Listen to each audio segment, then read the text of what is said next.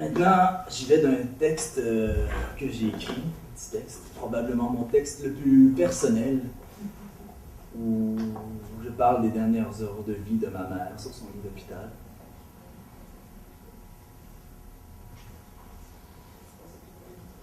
La mort, ça devrait pas être des tuyaux. Pas rien que ça, en tout cas.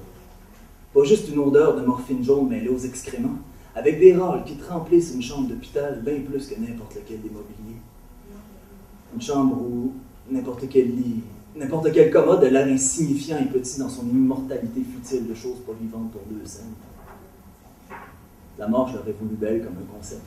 De ceux qui viennent tard alors que j'aurais commencé d'envisager la mienne avec précaution. Une espèce de toile impressionniste du temps qui passe, avec beaucoup de soleil jaune et bleu et quelques ombres aussi, pour venir masquer la mince silhouette d'une faux tranchante de carnaval. On n'est pas à la boucherie. On n'est pas des animaux, merde. Mais non. J'avais 12 ans, un doigt dans le nez, pas un poil, pas un sac de prononcer quand ma mère a remis son crise de cancer. Et oui, elle fumait depuis toujours comme une cheminée. Puis, elle serait morte anyway d'un excédent de générosité qui l'aurait sûrement fait exploser. Des tripes et de l'amour par tous ces murs, ça aurait pas été beau à voir. La cigarette a été plus propre. À 12 ans, tu penses pas à ça. À 12 ans, ce que tu vois de la mort, c'est toujours des tuyaux. Des tuyaux qui font partie d'elle à cette heure sans lui appartenir. Pour chaque côte, bien visible, un tuyau.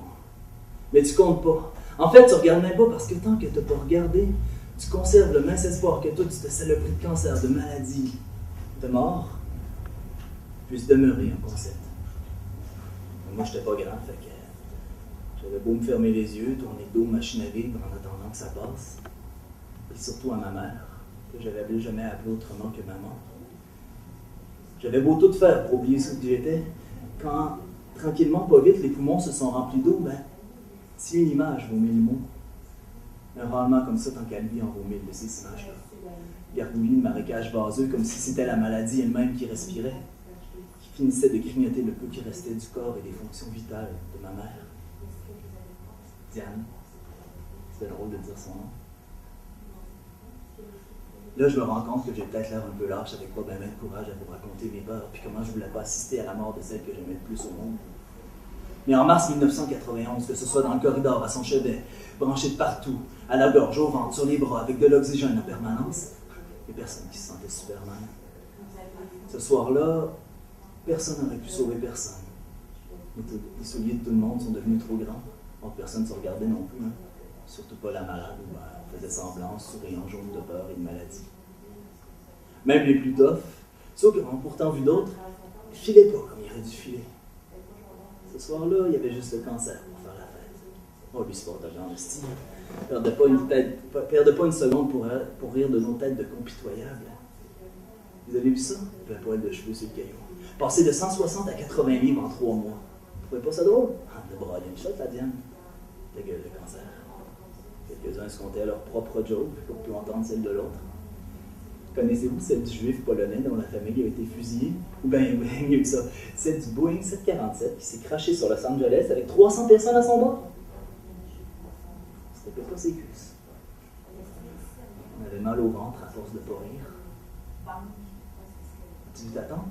Elle est partie aux toilettes. Tu n'avais pas, me semble. C'est correct? Pas de réponse. Ça va-tu? Ok, laisse-la. Elle va sortir à un moment donné. Il fait vraiment trop chaud ici. Je veux partir, vraiment comme ça me fait trop chier. Je veux pleurer comme les autres, j'ai jamais été dans la même gang que tout le monde. Je veux partir, mais juste avant. Juste avant de partir, j'ai voulu la regarder pour ouvrir en dessous des machines et des tuyaux. J'ai cherché ma mère en remontant des pieds à la tête. Rendu aux yeux, je me suis attardé un peu, mais j'ai rien trouvé. Elle était déjà partie, les yeux. J'avais aucune raison de rester. Je suis parti en moto.